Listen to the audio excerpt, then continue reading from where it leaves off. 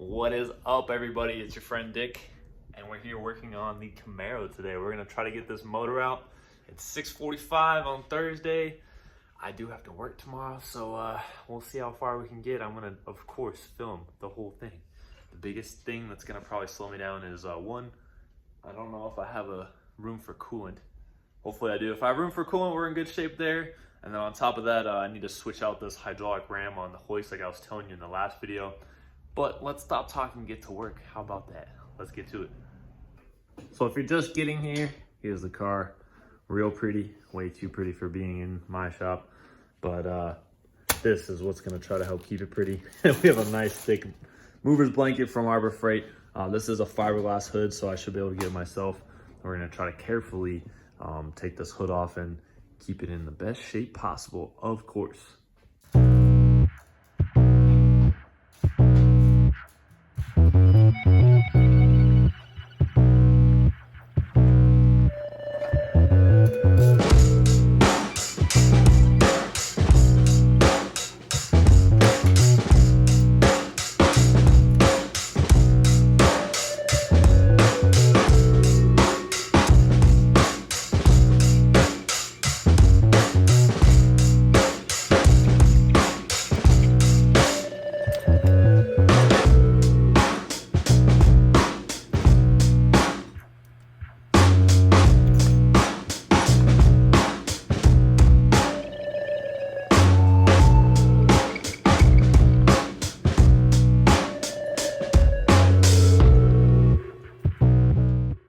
So we made a lot of progress here.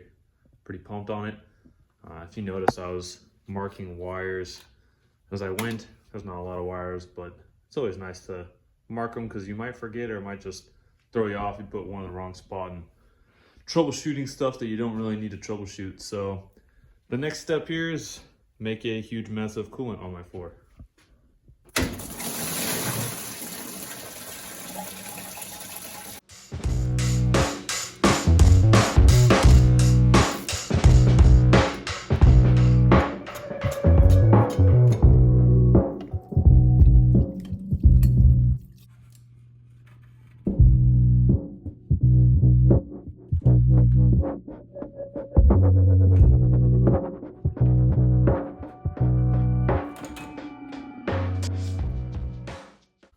Bedtime, everybody. That's why that clock is there, and that's why Katie gives me a bedtime text, because I lose track of time. We got pretty far. What do you think? Headers aren't bolted. We just need to come in tomorrow and do the bell housing bolts, the converter bolts, the starter, and then we are ready for liftoff, obviously, the motor mounts. I don't know if we're gonna have to jiggle the headers around, you know, maybe disconnect the collectors. They're still connected. I'll figure once we get it up in the air, we'll do all the rest of that stuff. And another thing I'm gonna do is I am most likely going to pop off this wheel and tire and then shove the Falcon out and go in at an angle, because things like this long pointy front end usually cause you to have an issue with just a standard length hoist, which is something I want to address, maybe modifying my hoist because I freaking hate this. But yeah, this distance is a hell of a lot shorter, and usually you can actually shove the feet of the hoist around the cross member, all that good stuff. So that's my plan. Plop it from the side just to kind of save face. Also save this face, which is more important, which might save my face because Mel's not a small guy and he might punch me. So that's pretty much it for tonight. You guys won't really see much of a gap. Maybe just a little fade to black. As for me, I guess I'm gonna fade to black too because I'm about to pass out. See you tomorrow. Bam! Day 2 of this stuff. Let's check it out. I'm gonna flip around, show you where we're at. We pulled both headers. We got the flex plate bolter out, the bell housing bolts. We only have the 2 up top that I'm gonna pull. It's easier from up here. We just had the car up, starters out. And something interesting on the starter was the cable basically pulled out of this deal. And then full disclosure, so like that happened, and then 2 of the converter bolts were not 100% torqued. They were still tight, but they weren't 100% torqued, but the last one was still very tight, so there wasn't any movement. That was kind of... So we got the new hydraulic ram from Harbor Freight. This hoist gets to live another day.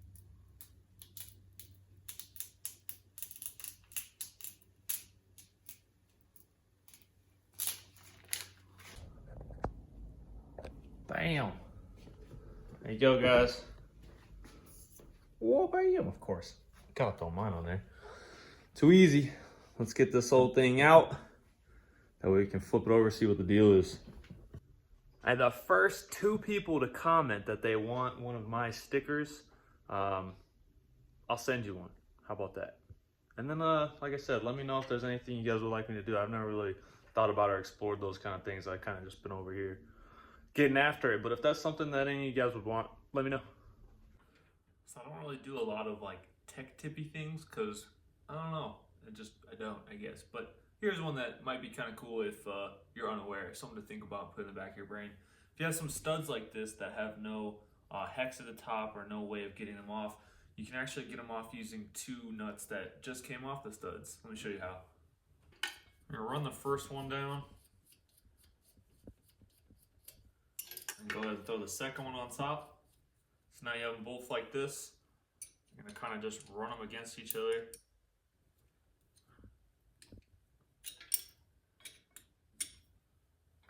Now the whole stud is coming out together. Once they're jammed up against each other, you can use that tension to break the torque on the stud without damaging it. You don't have to put like pliers or something on here and then get it all gnarled up. So this is just kind of something easy. Then you just obviously bust it off. Easy to go. Now you can just throw your bolts, grab some bolts the same size thread, and then bolt this lift plate down to the intake. Easy as that.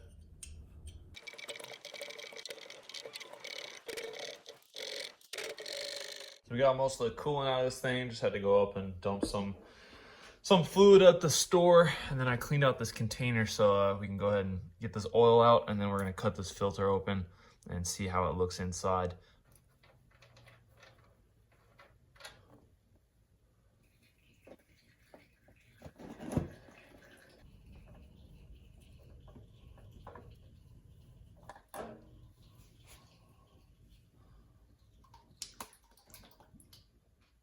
So the filter is actually really clean. We went in here and looked all through it. It only took me like 7 hours to get it out there as clean as I could. I was trying not to make shards.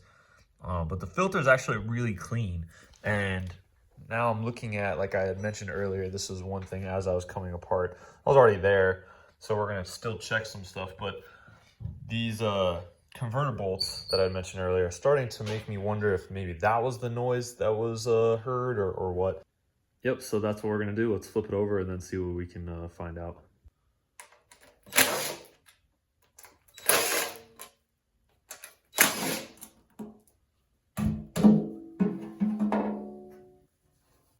Pan is pretty clean. Looks good. There's one little piece of coolant, basically like blockage that I accidentally hit and it fell down into the pan. You can see it there. Other than that, it's just kind of sludgy. Just dirty oil. I wouldn't even say sludgy, kind of dirty. It's kind of moving it through now.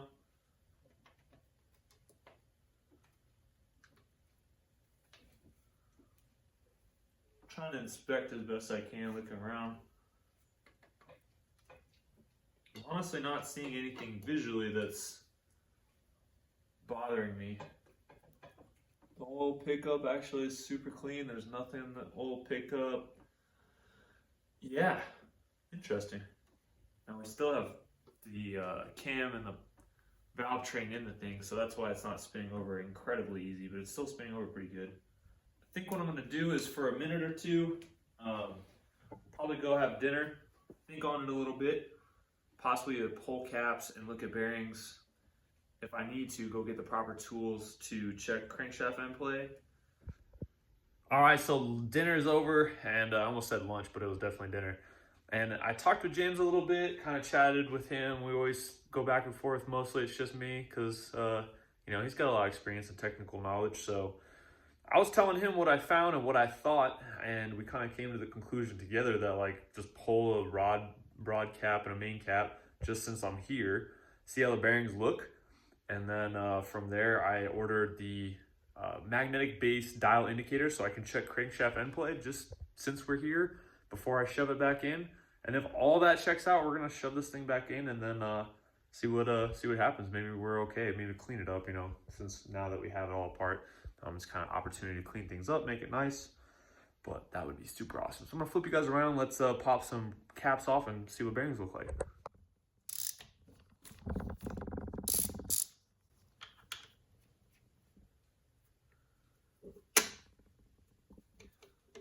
Come on.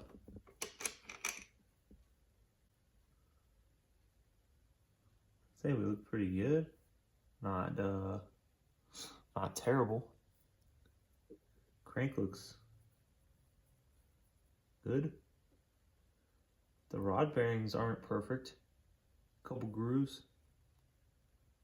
But I mean, nothing like indicative of severe noise, in my opinion. So here you can see kind of some grooves. I mean, I'll wipe it down for you, but I just wanted you to see it like this. After I wiped it, you can see a bit of the discoloration and some lines. Can catch my nail on a couple of these. So here's a little zoom in on the crank. I would say it looks pretty good to me. Nothing, you know, super crazy. Again, probably not ideal on the rod bearings, but still. Maybe we'll pull number 2 main cap. See what it looks like.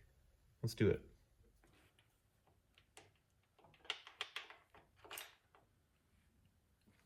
Crank looks good again. It's not bad. It just looks like it wore through like the coating or something, like they didn't take the coating off, and which is fine.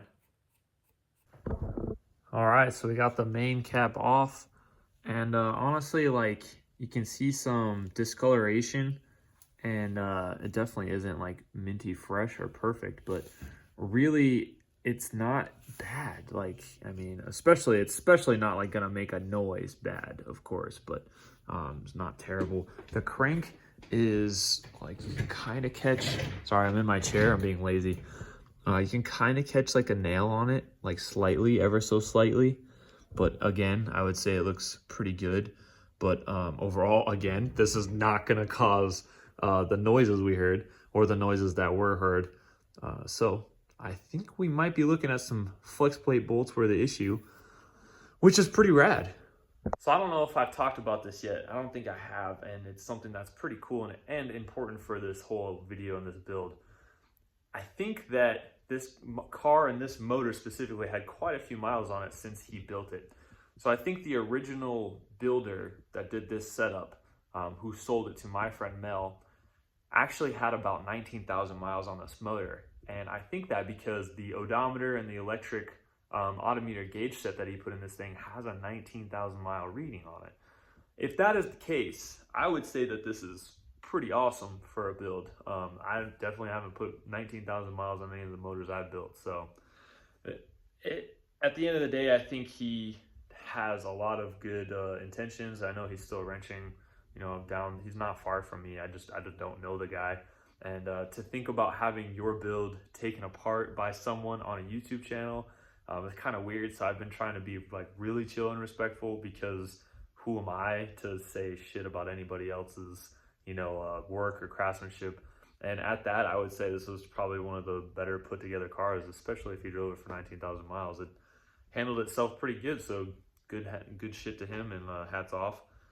So, you know, that might seem like it sucks, but really, I think this is where I wanted to end up all along with this thing, because of the email that the original person who put this together had sent, because he was a little worried about the rod bearings, and now my friend Mel has the car and he doesn't want to have issues like that. So the fact that we got to this point, if it is just flex bolts, is not a downer to me. That is completely fine. I'm super pumped if that is the case, because now we're saving my friend money. The motor might be fine. We can put it back together.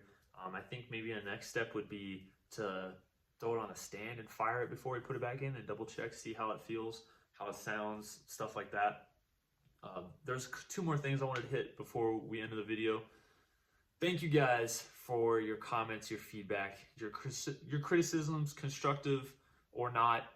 you know what? I take it all into consideration. I really do, because this is what I want to do. This is the thing I want to make my career. I really enjoy wrenching. I really enjoy making videos. I love interacting with you guys. That's why I always comment back. It's not fake, and I hopefully portray that, because those are the things that's how I am in real life. I love, like, you know, connecting with people, talking about hot rodding. And you know what? There's always going to be some folks that have, you know, poor attitudes or things like that. But I don't worry about that. I worry about you guys that are here. You're positive, you're enjoying this, and you're sending me things that you think it might be. I love that. Thank you, thank you, thank you. I just wanted to say that. So last but not least, this is kind of the thing that I feel like a lot of people say, but it's just the truth right now. There is so many cool things happening in the next couple weeks with my life and with this channel. So keep looking forward to the next couple videos. Stay tuned. If you're digging it and you're new, thank you for checking out the channel. Thanks for sticking around. As for me, as for the Camaro, as for this motor, I think it's done for tonight. I think I'm gonna go inside, edit this video up, get it up for you. Hopefully you guys are having a great weekend. Go out, wrench, love on somebody, have a good time, smile a little bit. We'll see you on the next one. Peace.